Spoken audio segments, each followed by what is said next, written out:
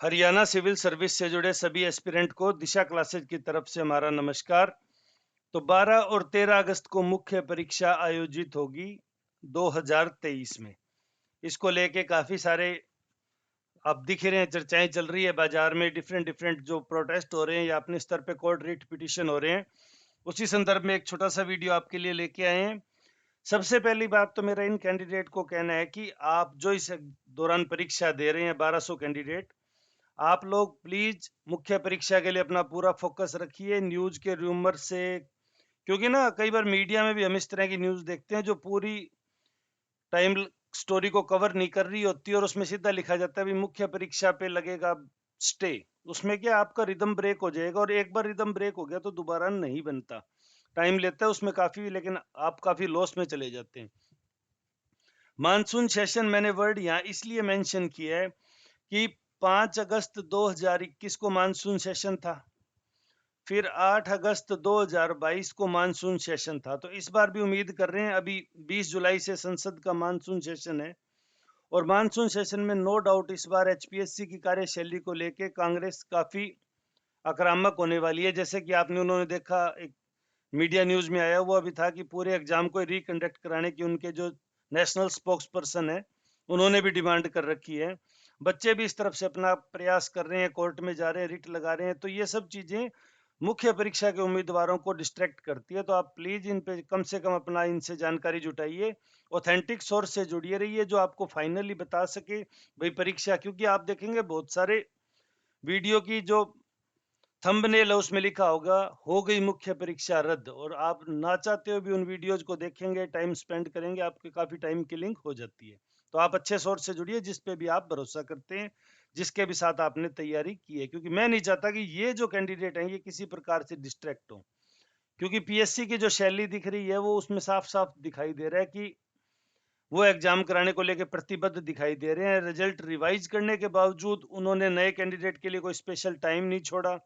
45 candidate outs हो गए जो डिफरेंट कोचिंग्स में तैयारी कर रहे थे, जो अलग अलग तरीके से तैयारियां कर रहे थे। तो यहाँ काफी कुछ मतलब थोड़ा सा गड़बड़ चल रहा है। अगर पीएससी के हाथ में रहा सब कुछ तो डेफिनेटली 12 से 13 अगस्त को एग्जाम कंडक्ट किया जाएगा। अब इस बार देखते हैं मॉनसून सेशन जब भी आता है उसकी डेट अगस्त का कौन सी तारीख होती है, ताकि उस हिसाब से विधानसभा के प्रोटेस्ट पे भी हमारी निगाह रहेगी, हम अपडेट करवाते आपको रहेंगे। पहली बात ये बात थी मेरी मेंस कैंडिडेट के लिए, ज्यादा समय नहीं लेंगे। 45 कैंडिडेट हैं, इनमें दो कैटेगरी के कैंडिडेट हैं। एक तो जो जॉइंट, क्योंकि जो लास्ट इसमें रिट पिटिशन के अंदर भी थे उन लोगों ने जो केस किया और इसको जो स्पीकिंग ऑर्डर को चेंज करवाया है, नो डाउट वो विन विन सिचुएशन में है। क्योंकि किसी पीएससी को अगर अपनी गलती की वजह से स्पीकिंग ऑर्डर वापस लेना पड़ रहा है, दैट मीन्स कहीं ना कहीं गलती तो हो चुकी है। तो वो लोग भी रिट पिटिशन दायर कर रहे हैं। उसके अलावा जैसे कुछ कैंडिडेट मुझसे बात कर रहे थे, उनके आए फोन जो इस कैंडिडेट कैटेगरी में आउट हुए, मैंने तो कहा सभी मिलकर संयुक्त रूप से काम कीजिए। फिर भी कुछ अपना इंडिविजुअल भी कर रहे हैं कि सर हमारे केस का ग्राउंड तो ये होगा कि अर्ली हमको कैंडिडेट को सिलेक्ट कर लिया गया, बाद में आउट कर दिया गया, तो क्या ये सही है? तो देखिए आप अपने, मैं इस मामले में आपको ज्यादा लीगल ओपिनियन तो नहीं दूंगा क्योंकि एचसीएस की मुख्य परीक्षा लिख रहे हैं, आप भी काफी समझदार हैं। आप 45 कैंडिडेट चाहे तो अपना अलग ग्रुप बनाएं, चाहे तो जो ऑलरेडी रिट पिटीशन दायर कर रहे हैं उनके साथ जुड़ जाएं ताकि खर्चा कम हो। क्योंकि पीएससी देख रहे हैं हम दोनों बार डिसीजन में, पहली बार सुनवाई के लिए 10 दिन का समय मिला, दूसरी बार स्पीकिंग ऑर्डर को विड्रा करने का आदेश मिला। दोनों कंडीशन में ही पीएससी अपनी बात पे लगभग अड़ी रही है और उन्होंने अपना रिजल्ट वापस निकाल के एग्जाम मुख्य परीक्षा की ओर बढ़ने में रुचि दिखाई है। पीएससी की मैं क्या बात करूं, आरपीएससी की न्यूज आप मीडिया में डिफरेंट देख ही रहे हैं कि किस परीक्षा में पास कराने के लिए कितने रुपए लिए, ओएमआर शीट में नंबर चेंज कराने के लिए कितने रुपए ले लिए। काफी कुछ आपको मीडिया में लगातार सुनने को मिलेगा। यूपीपीएससी ने अभी बहुत सारे एग्जामिनर को ब्लैक लिस्टेड किया है जिन्होंने 80 के करीब या 100 के करीब उनकी स्ट्रेंथ थी, एक मैंने ऐसी कोई न्यूज देखी थी। एचपीएससी ने अपनी एग्जामिनर की इंटीग्रिटी पे पूरा भरोसा रखते हुए रिपीटेड क्वेश्चन में भी उनको क्लीन चिट दी 38 क्वेश्चन के बावजूद, और मुख्य परीक्षा की तरफ बढ़ गए हैं। तो सभी पीएससी है वो अपने अपने सुविधा अनुसार वर्क कर रहे हैं। इसमें स्टूडेंट का हित चाहने वाला दिखने वाला कोई भी स्टेप मुझे तो कहीं दिखाई नहीं दे रहा। लेकिन हमारे इससे सिर्फ तैयारी करना ही आता है। अब मैं वही बात दोहराऊंगा जो मैंने नोटिफिकेशन के टाइम कही थी कि एक कैंडिडेट ऐसा होगा, एक कैंडिडेट का वर्ग ऐसा होगा जो इतना प्री में हाई स्कोर अचीव कर लेगा कि अगर रिजल्ट 5 बार भी रिवाइज हो जाता है, क्योंकि आजकल ये इनका ये फैशन बन गया, रिजल्ट को रिवाइज करने का मतलब होता है भर्ती को आराम से 3-4 महीने और आगे खिसका होता कि बच्चे लगे रहें, देखने में आए कि नौकरियां आ रही है और बच्चे उसमें बिजी रहें। अगर जो टॉपर्स हैं, जो अच्छे स्कोर अचीव कर लेते हैं, वो चाहे 5 टाइम भी इवन रिवाइज हो जाएगा अगर रिजल्ट, तो भी वो इन रहते हैं और वो पहले रिजल्ट की डेट के साथ ही अपनी तैयारी में जुट जाते हैं। एचपीएससी का हमने पेपर देख ही लिया, इतना ज्यादा एक्सट्रीम लेवल का यूपीएससी को टफ कंपटीशन देने वाला एग्जाम आ रहा है, तो नो डाउट, क्योंकि यहाँ नंबर ऑफ सीट्स कम है इसलिए कट ऑफ आई जा रही है। अदरवाइज राजस्थान जैसा स्टेट हो जहाँ 11 से 20,000 के बीच लोग में मुख्य परीक्षा लिखते हैं, वहां अगर हरियाणा जैसा पेपर आ जाए तो वहां कट ऑफ 25% से भी नीचे चली जाए। लेकिन यहाँ हरियाणा में चलो इस मामले में, और दूसरा फिर एचपीएससी अभी तक 2021 के फाइनल कैंडिडेट की ज्वाइनिंग ट्रेनिंग सब हो गया कंप्लीट, लेकिन उसके मार्क्स डिस्क्लोज नहीं कर रही। उन बच्चों ने जो मुख्य परीक्षा में या इंटरव्यू के स्टेप पे आउट हो गए, उन्होंने रिट पिटीशन दायर कर रखी है, रिट तो नहीं सॉरी आरटीआई, उनको भी कोई बहुत अच्छा जवाब अभी तक मुझे नहीं लगता कि मिला होगा। यानी गोपनीयता के अंदर भी गोपनीयता, इस हद तक गोपनीयता बढ़ा दी गई है कि बच्चों को जो उन्होंने एग्जाम में परफॉर्मेंस की वो जांचने का कोई तरीका नहीं है। जैसे 2021 में जो लोग प्री में आउट हुए थे, उनको आज तक नहीं पता कि उनकी कैटेगरी की कट ऑफ क्या थी और वो कितने नंबर से एग्जाम को मिस कर गए। उसके बाद इन्होंने एचसीएस 2022 का भी प्री ले लिया। जब 21 की कट ऑफ नहीं बता रहे तो इसका तो बताने का कोई सेंस ही नहीं बैठता। ये तो इन्होंने परंपरा डाल दी, भाई हम सिर्फ आपको ये बताएंगे आप सेलेक्ट हुए हो या नहीं। अगर हमने कहा आप हो गए तो आप आके ज्वाइन कर लो, नहीं हुए then well and good, that means आप समझ लो आपकी तैयारी अच्छी नहीं थी और आप लोग अंतिम रूप से चयनित नहीं हो पाए।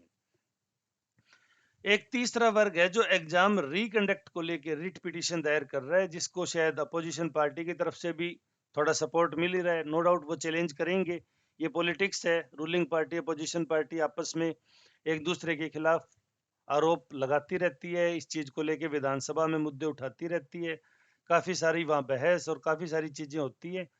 अब देखते हैं, लेकिन रिकंडक्ट को लेके भी एक वर्ग लगा हुआ है, वो भी अपने ग्रुप बना के व्हाट्सएप वगैरह पे, टेलीग्राम वगैरह पे, और वो अपने तैयारी कर रहे हैं कि जो 2 बार स्पीकिंग ऑर्डर अलग अलग तरीके से निकाला जा रहा है, 38 क्वेश्चन के रिपीटिशन पे फिर भी कोई बहुत ज्यादा क्लियर स्टैंड नहीं लिया जा रहा, सिर्फ गोपनीयता और दूसरा जो इन्विजिलेट जो एग्जामिनर है उनकी इंटीग्रिटी को लेके 2 ग्राउंड के ऊपर 38 रिपीट क्वेश्चंस के ग्राउंड को भी माफी योग्य मानना जा रहा है, क्लियर मानना जा रहा है, उसको लेके वो कह रहे हैं पूरा एग्जाम रिकंडक्ट कराया जाए, हमारी सुनवाई नहीं हुई। तो ये सारी चीजें, मेरा कहने का मतलब है, मुख्य परीक्षा के अभ्यर्थियों को तो परेशान कर ही रही है, जो एचसीएस 2023 की तैयारी कर रहे हैं, जो कि दीपावली से लेके दिसंबर के बीच एक्सपेक्टेड है। मैं आपको लिख दूं ये बात, जहां तक अभी तक इंफॉर्मेशन है, तो उसको लेके जो एक्सपेक्टेड है, इन लोगों के ऊपर सबसे ज्यादा दबाव पड़ रहा है कि जब हम नेक्स्ट टाइम उतरेंगे तो हमें किन किन चीजों का, किन किन परेशानियों का सामना करना पड़ेगा। तो मैं भी ये इस मामले में तो देखिए व्यक्तिगत रूप से चाहता हूं कि चाहे माननीय न्यायालय, क्योंकि और तो कोई सक्षम अथॉरिटी नहीं है, राजनीतिक दल के रूप से अगर मैं बात करूं तो हमने देखा है माननीय मुख्यमंत्री जी का हमेशा होता है भी ये संवैधानिक निकाय है और अपने निर्णय लेने के लिए स्वतंत्र है, तो यहाँ से उनकी तो जो है वो सीमा समाप्त हो जाती है। उसके बाद बात करें, सिर्फ ऑनरेबल कोर्ट ही है जो ये कह सकते हैं। मेरा जो उनसे निवेदन होगा कि वो ये माननीय न्यायालय अगर इस तरह की गाइडलाइन जारी कर दे भी, number of repeated question from a single particular exam paper maximum 10% हो सकते हैं, उससे ज्यादा होते ही एग्जाम रद्द होगा, दोबारा से कंडक्ट किया जाएगा, चाहे वो सी सेट हो। क्योंकि आपने देखा होगा, मैंने इस एग्जाम की सबसे पहले तारीफ की थी जब मैंने फर्स्ट पारी का जीके का पेपर देखा, मैंने कहा वाह भाई वाह, इन्होंने तो यूपीएससी को भी मात दे दी। चलो अच्छी बात है, अच्छा पेपर आना एक बहुत अच्छी बात है, लेकिन ये जो इस तरह के रिपीटेड क्वेश्चंस के ग्राउंड पे उन्होंने उस सारे अच्छे अचीवमेंट को पता नहीं किस वजह से धूमिल किया है, मुझे भी समझ नहीं आ रहा। खैर पीएससी की अपनी कार्यशैली होती है, हम तो कौन होते हैं उनके बारे में कुछ कहने वाले। तो आपसे यही अनुरोध है कि जो एचसीएस 2023 की तैयारी कर रहे हैं, वो प्लीज मेरे इस फॉर्मूले पे ध्यान रखें कि प्री में इतने हाईएस्ट मार्क्स अचीव करने की कोशिश कीजिए ताकि मुख्य परीक्षा में आप कितनी बार रिजल्ट रिवाइज हो जाए, आपको मुख्य परीक्षा का मौका मिले ही मिले। और एक बार आप अगर ये सेटिस्फैक्ट्री लेवल अचीव कर लेंगे तो डेफिनेटली कितनी बार ही प्री एग्जाम रिकंडक्ट हो जाए, आप हर बार इन होंगे। तो आपको अपना लेवल बढ़ाना होगा, अदरवाइज ये कोर्ट के झमेले और ये नकारात्मकता में आप भी परेशान हो जाएंगे। अब ये जो 45 कैंडिडेट आउट हुए हैं और कोर्ट की शरण में जाने की सोच रहे हैं, आत्मा से तो ये कितने दुखी हैं। और पहले जिन लोगों ने रिट पिटीशन दायर कर रखी है, नो डाउट वो लोग जीत के भी हार रहे हैं, तो वो भी कितने दुखी है। तो ये किस तरह की कार्यशैली बनती जा रही है, ये सोचने वाली बात है। हमारा तो देखो विद्यार्थियों के नाते मेरा विद्यार्थियों से हमेशा सिंपैथी रहती है। मैं चाहता हूं कि उनके साथ जस्टिस हो, ट्रांसपेरेंसी हो, योग्य उम्मीदवारों को चयनित होने का पूरा पूरा मौका मिले। तो इसके लिए हम प्रयास कर सकते हैं। हम अपनी आवाज़, स्टूडेंट की आवाज़ उठाते रहते हैं, यूट्यूब के ऊपर देखते हैं जितनी सुनवाई होती है। बाकी भैया आरपीएससी की जो न्यूज आ रही है, यूपी पीसीएस का जो हम देख रहे थे कि आउट कर दिया उन्होंने, इस तरह की चीजें निराशा पैदा करती है कि थोड़ा सा और इसमें सुधार किया जा सकता था। बाकी सभी पीएससी देखो, कोई बच्चों का बुरा नहीं चाहते, ये प्रक्रिया में कहीं ना कहीं कोई त्रुटि है जिस वजह से सारा कुछ गड़बड़ हो रहा है। और उम्मीद कर रहे हैं जल्दी ये सुधर के एक बहुत ही शानदार सिस्टम सामने आएगा, जो ना सिर्फ नियमित भर्ती करेगा, ट्रांसपेरेंस भर्ती करेगा, जिसके अंदर आप आरटीआई लगाएंगे तो आपको जरूरत ही नहीं पड़ेगी, उससे पहले आपको आपका नंबर और सारे क्राइटेरिया, रिवाइज कितने क्वेश्चन डिलीट किए, रिवाइज आंसर की सभी चीजें ट्रांसपेरेंसी से दिखाई जाएगी। उस दिन का हमें इंतजार रहेगा। तब तक हम देखते हैं, हम बच्चों के साथ भी हैं और नए एस्पिरेंट को है कि आप अपना लेवल बढ़ाइए, बहुत बढ़ाइए, क्योंकि आपके आगे बहुत बड़ी चुनौतियां उपस्थित होने वाली है। तो मैं काफी दिन से ये कहना चाह रहा था, अवॉइड कर रहा था, पर मैंने आपको कहा। उम्मीद है आप लोग हमारी बात से सहमत हुए होंगे। हमने व्हाट्सएप ग्रुप बना रखा है, अगर आप उससे जुड़ना चाहते हैं तो इन पे नेम, एड्रेस और किस ग्रुप में जुड़ना चाहते हैं आप मैसेज कर सकते हैं। चैनल पे नए हैं तो सब्सक्राइब करके बेल आइकन जरूर दबा लें, ताकि आगामी वीडियो का नोटिफिकेशन सबसे पहले आपको मिल सके। वीडियो में अंत तक जुड़े रहने के लिए धन्यवाद। आपका दिन शुभ हो।